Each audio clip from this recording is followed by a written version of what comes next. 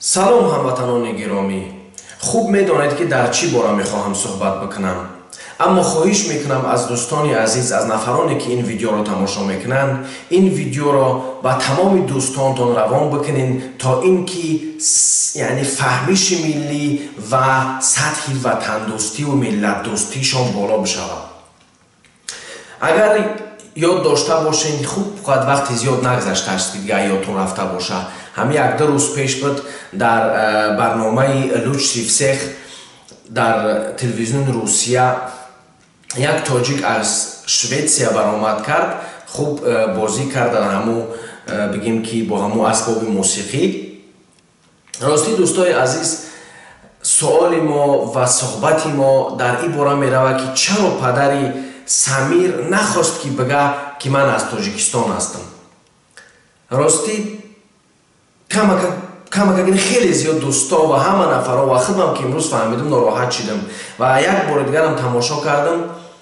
پدر سمیر حتی درباره یعنی دانشجو بودنش در تاشکند میگه و درباره شویتسیا میگه، اما حداقل نمیگه که مکتب در تاجیکستان خوانده است یا اینکه در تاجیکستان تولد شده است. همه ما و شما گوشامان چر انتظار بودیم که هم یک بار میگه که من تاجیک هستم، از تاجیکستان هستم.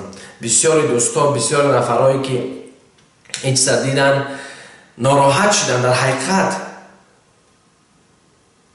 شما اگر پدر سمیر فکر بکنین که من شما را هر گپ میگم، نه یا دوستی عزیز، من اصلا به شخصیت شما کار ندارم، اما فکر میکنم که شما باید به خاطری که نام ملت نگرفتین، به خاطری که در همین وقت گرمی نام ملت از یادتان رفت، باید از مردم تاجیکستان بخشش بپرسین و بگوین که مردم عزیز از یادم رفت، یا اینکه شاید در حقیقت نمیخواین که تاجیک بدنتان در پیش دیگر مردم بگوین، اما شما تاجیک هستین. من راستی دوستای عزیز نمیدونم دیگر نفرها را، همین خودم اگر در کجایی که باشم اول میگم که من تاجیک هستم و میگم که از یک دهه تاجیکستان هستم، از کوهستان تاجیکستان هستم. تا وقتی که تاجیکستان کشوری بای نباشه شما او را کشور نمیگیرین. از تاجیکای افغانستان، از تاجیکای پاکستان بیاموزین، به خاطر تاجیک بدنشون مبارزه میبرن، اما امروز تاجیکای از تاجیکستان رفتن در دیگر کشورها، اومدن با در دیگر جاها برآمد میکنن، همه تماشاشو میکنن، اما شرم میدارن که بگن که من تاجیک هستم. این در حقیقت شرمندگی است. نگاه بکنید، شما از ترکا یاد بگیرین، در کجایی که بروند اگر 100 سال هم زندگی بکنن اول نام ملتشان میگیرن.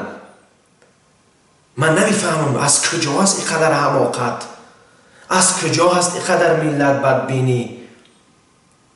هر یک تاجیک در کجایی که نباشی تو تاجیکی و هیچ وقت باید فراموش نکنی از تاجیک بدنت.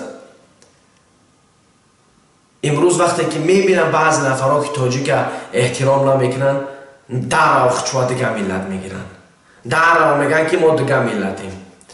من فکر میکنم که این اهانت به ملت است. و یک بار دیگر خواهش میکنم از همه هموطنان عزیز که در خارج هستین، ما و شما با یک جایگی میتونیم نام ملت ما در پیش دیگه ملت ها برداریم. ما با یک جایگی میتونیم با یک دستی که حداقل در زبان ما، در حرکت ما بگیم که یک کار خوب کردیم که ما از تاجیکستانیم.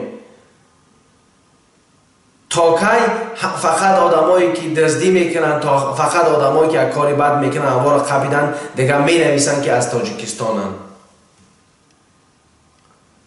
خوب دشمنای داخلی و خارجی کشور را به یک جای آوردن که دیگه مردم شرم میدارن بگن که از تاجیکستان هستن.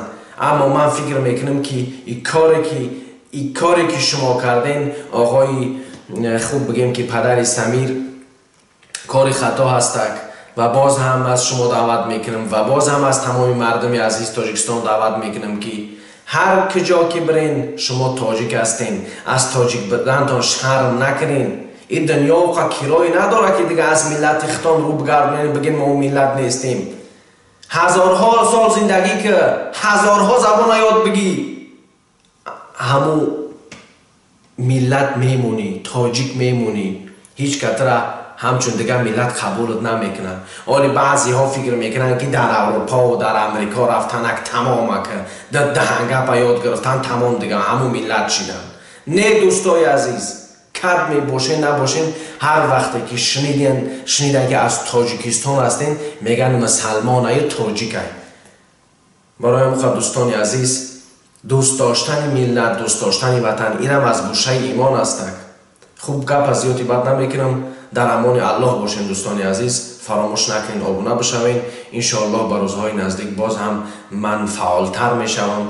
بخشش از آن نفرانی که زیاد نوشتن و در سوالاشون جواب دادن نتونستم، انشاءالله کوشش میکنم که به زودترین فرصت در سوالهای دوستان جواب بدهم. خداحافظ.